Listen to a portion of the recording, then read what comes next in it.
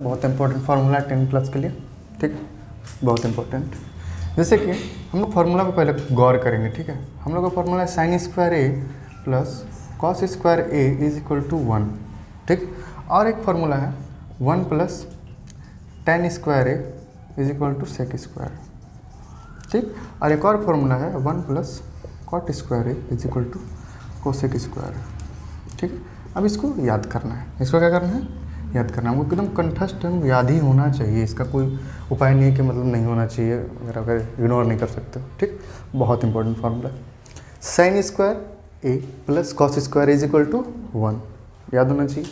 इसमें देखना 1 plus tan square is equal to sec square, और ये हो गया 1 plus cot square is equal to cosec square है, ठीक। हम लोग सीधा देखो, मगर जनरली अगर नॉर्मल माइंड को अगर तुम समझाओ, अपने दिमाग को समझा के याद करो, सबका याद करने का तरीका अलग अलग होता है। कोई कुछ को कुछ भी सोच के याद कर सकता है, ठीक है। जैसे मान लो ये तीनों है, इस तीनों का कुछ फॉर्मूला का नाम रख दो, ठीक है।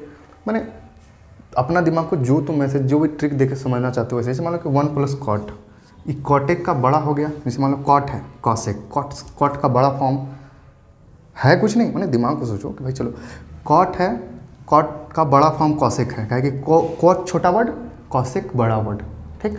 तो कॉट का छोटा है तो कॉट में 1 जोड़े तो बड़ा बन गया, तो cot square A plus 1 cosec square ए, याद हो गया।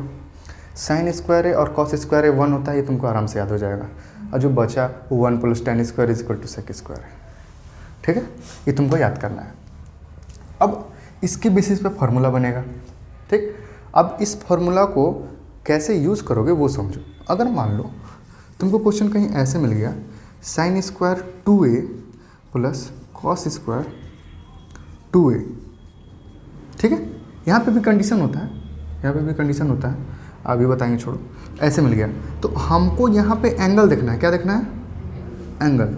ये नहीं कि 2a देखेंगे तो डर जाएंगे, 2/3a देखेंगे तो डर जाएंगे, या ऐसे हमको मिल जाएगा।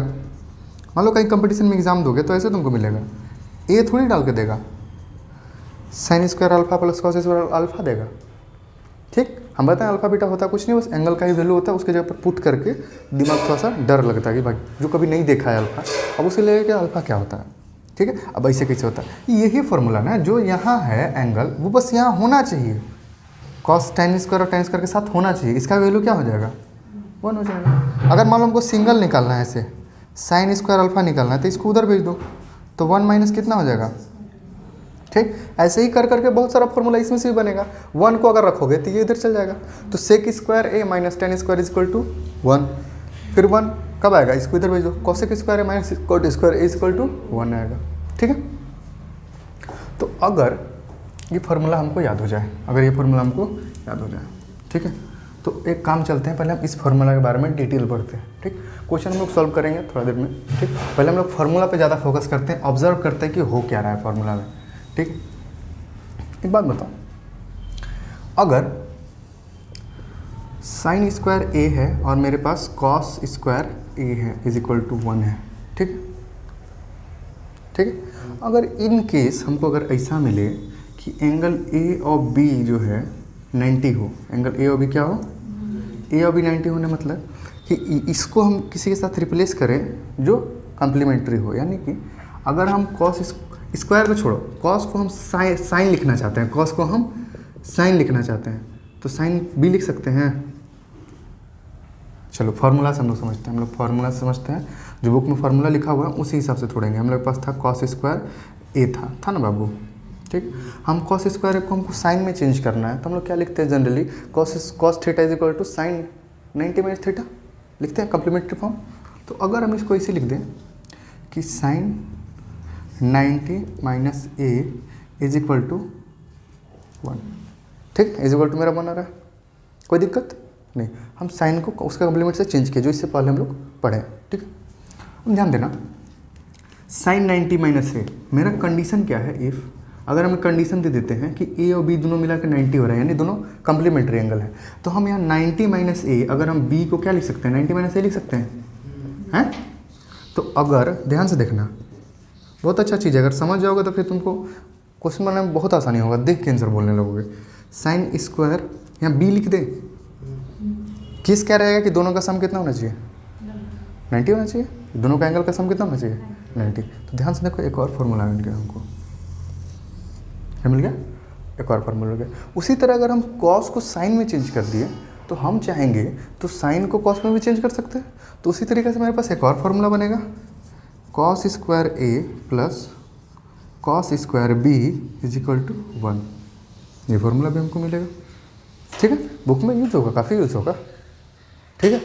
अब मान लो एज एग्जाम्पल, अगर क्वेश्चन का एग्जाम्पल हम देना चाहें तो अगर हम बोल दें कि बाबू sine square X plus sine square 60 is equal to 1, what is the value of X, what is the value of X. तो फिर कैसे सॉल्व करोगे? ठीक है, जो नॉर्मल बच्चा होगा वो क्या करेगा कि साइन स्क्वायर 60 पुट करेगा, ठीक है, उसका स्क्वायर निकलेगा, सबट्रैक्ट करेगा, स्क्वायर बेच के रूट में बैठाएगा, फिर कंपेयर करेगा कि उसका एंगल का वैल्यू कितना है, ठीक। और जब तुमको ये पता चल गया कि ये दोनों का एंगल का सम 90 होता है, तभी यहाँ क्या आता है? 1 आता है। तो यहाँ पे तुम देखोगे कि साइन स्क्वायर है, यहाँ 60, यहाँ कितना हो जाएगा? 30 होगा तब ना 90 आएगा, तो कितना एंगल हो जाएगा? 30। ये हमको डायरेक्ट आंसर दे देगा, ठीक है। बस इस कॉन्सेप्ट को समझ जाओ कि ये किस तरह से पुट होता है। दोनों का एंगल का सम कितना होना चाहिए? 90 होना चाहिए, तब तुम उसको 1 कर सकते हो, ठीक। अन्यथा इन्फ्लुएंस अगर नहीं है तो तुमको ये फॉर्मूला दिमाग में होना चाहिए कि sine square A plus cos square is equal to 1। अब इसको एकदम अच्छा से स्टार करके नोट कर लो, ब्रैकेट वैकेट लगा लो एकदम।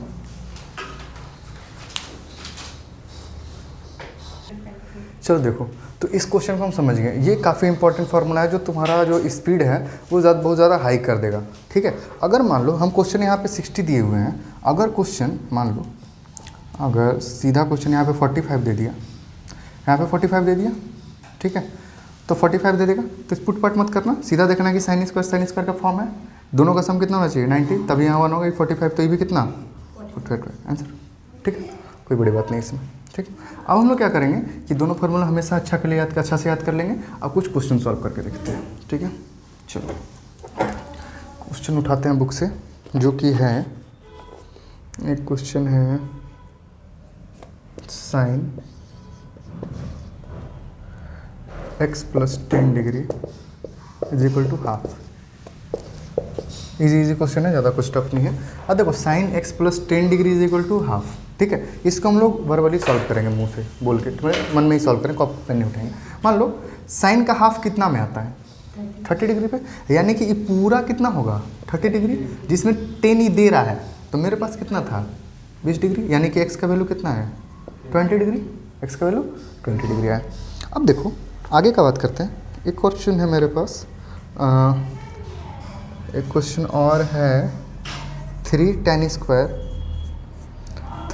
Square 2x minus 20 degree is equal to 1।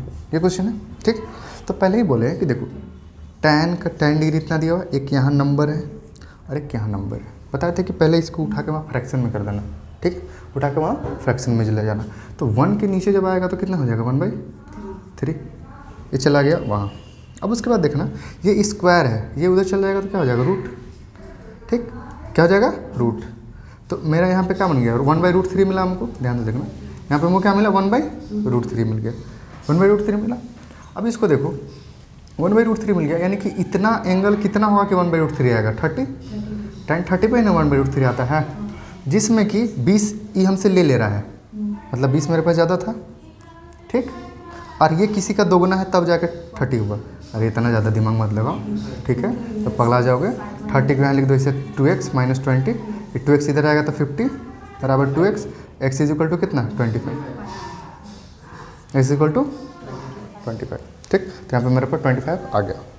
अब इसको नोट करेगा, क्या नोट करेगा? नोट करने लायक रह भी नहीं दिए हम, तो नोट का क्या करेगा? तो इस टाइप से क्वेश्चन आएगा तो सॉल्व कर लोगे ना, ठीक है। एंगल देखना, वैल्यू देखना, आराम से कंपेयर करना, आराम से निकालना, कोई इजी इसमें कोई बड़ी बात नहीं है। अगर हम इसको देखें, फिर कोई और क्वेश्चन देखें इसी टाइप का एंगल वाला, तो उसमें देखना एक क्वेश्चन है कॉस, इस टाइप के क्वेश्चन और है, cos x/2 plus 10 degree r is equal to √3/2। देखो ये ज़्यादा कुछ टफ नहीं है। मान लो ये 2 यहाँ से यहाँ भी कर सकता है, कोई दिक्कत नहीं, लेकिन यहाँ नहीं किया, बहुत दया खा गया, यहाँ दे दिया। चलो, तो कॉस का कितना एंगल पे √3/2 आता है भाई? 30 पे, ठीक। अब 30 में देखो +10 है, तो 10 ही हमको दिया था, यानी मेरे पास कितना था 20। अब 20 भी क्या है, उसमें आधा है, यानी मेरे पास था 10। अब उतना दिमाग नहीं लगाना है, तो समझना कि कितना होगा 30 डिग्री। ठीक, अब 30 डिग्री किसके बराबर होता है, इतने के बराबर x/2 + 10 डिग्री। ठीक है, तो इधर आया था कितना 20 x/2, तो ये मेरे 40 हो गया। कितना हो गया 40। तो x = मेरा कितना डिग्री है 40 डिग्री है। ठीक है, उतारे के उतार लो इसको, एक आध क्वेश्चन उतार भी लो, ज़िंदगी में कभी भूल गए तो।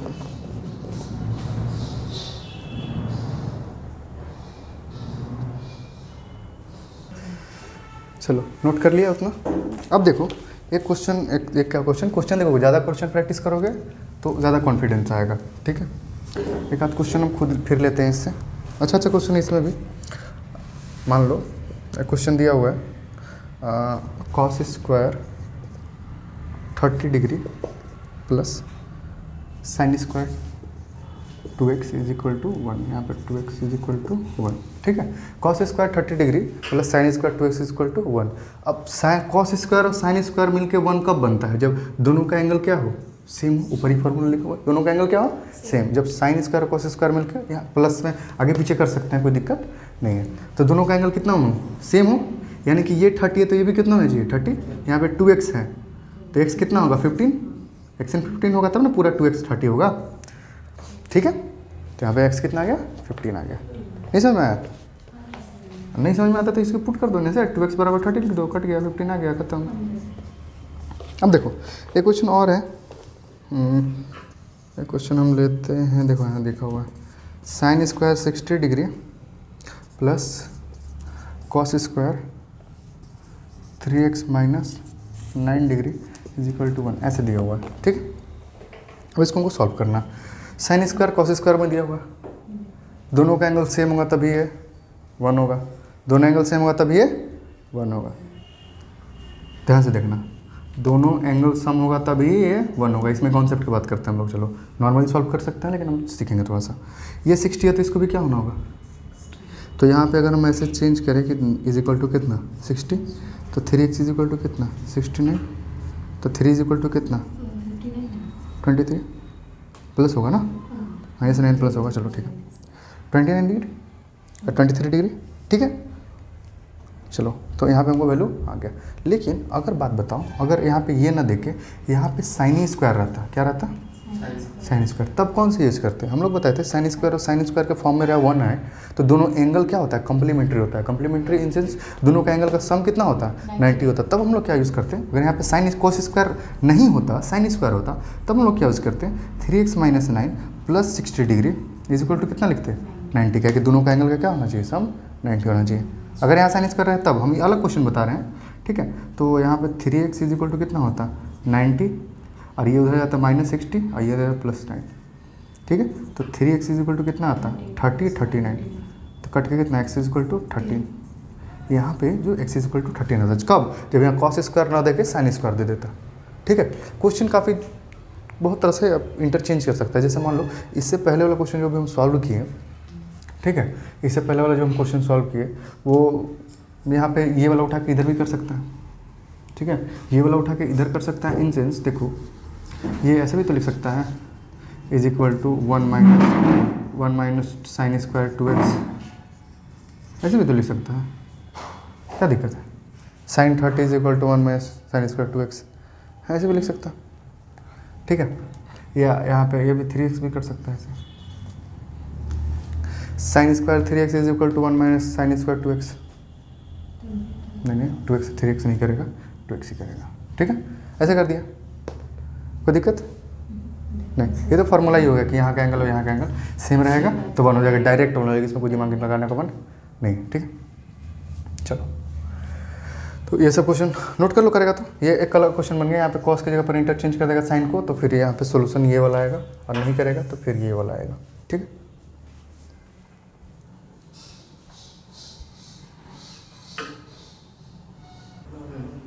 ठीक है, तो हम सब इतने सारे क्वेश्चंस देख लिए। हम लोग क्या करेंगे, फार्मूला जो है सारा याद कर लेंगे, उसी बेसिस से बहुत सारा क्वेश्चन बनेगा, वो लोग आराम से सॉल्व कर सकते हो, कोई इसमें बड़ी बात नहीं है। ठीक है, ट्रिग्नोमेट्री मेनली प्रूविंग भी होता है, तो वो सब इंटरचेंज करने लोग जब सीखेंगे आराम से, सीख गए हैं, उसके बाद हम लोग क्या करेंगे कि सॉल्व करेंगे। ठीक है, तो आज के लिए इतना ही।